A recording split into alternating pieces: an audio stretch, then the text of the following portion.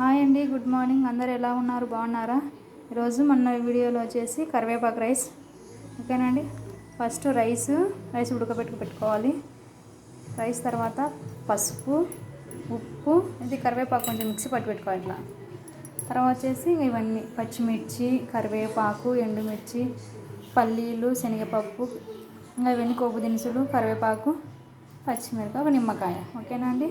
అతడు బాండి పొయ్యి మీద పెట్టుకొని కొంచెం ఆయిల్ పోసుకోవాలి. మన క్వాంటిటీకి పట్టించి అన్నీ వేసుకోవడం. ఓకేనా అండి. కొంచెం ఆయిల్ వేసేసిన తర్వాత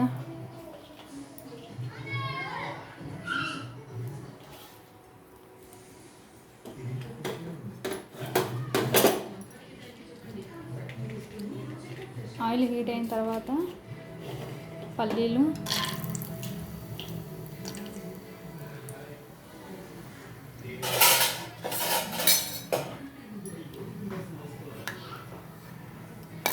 బాగా వేయించుకోవాలి.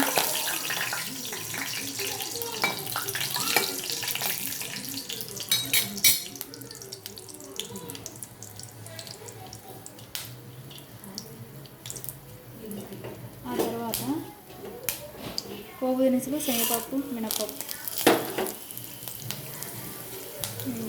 అన్నీ వేసుకొని బాగా వేయించుకోవాలి.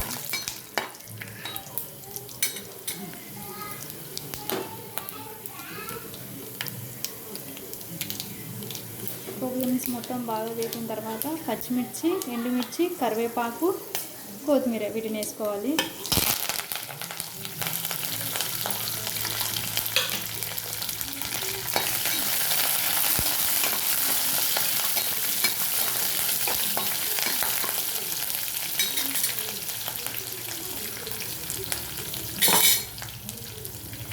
ఆ తర్వాత కరివేపాకు,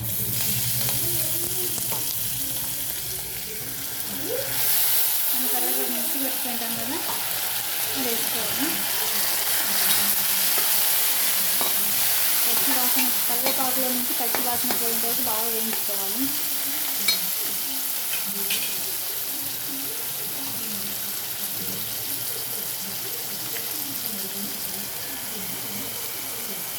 ఆ తర్వాత కొంచెం పసుపు,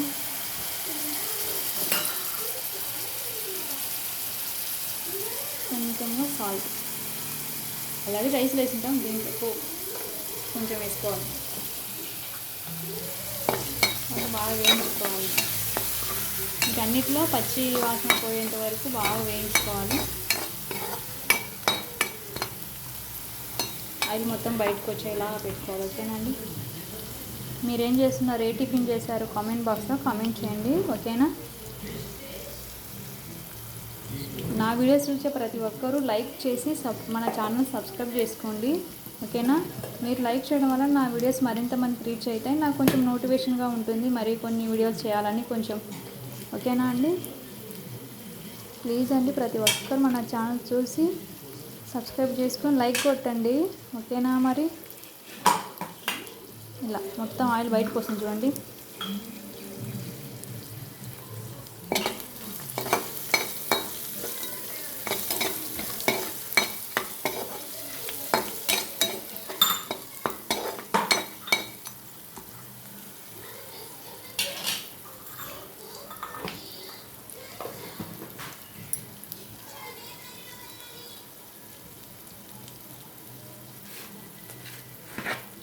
తర్వాత రైస్ వేసుకొని కలుపుకోవడం.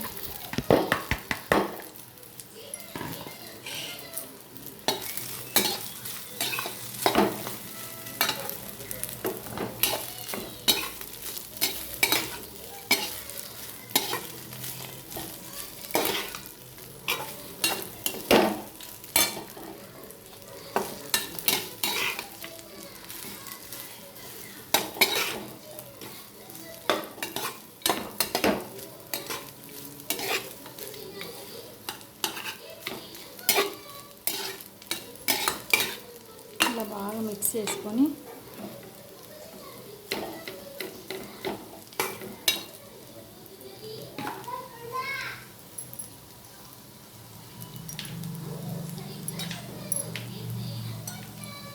బాగా మిక్స్ చేసిన తర్వాత ఫైనల్గా కొంచెం నిమ్మకాయ, కొంచెం లైట్గా ఒక చిన్న పీస్ అంత నిమ్మకాయ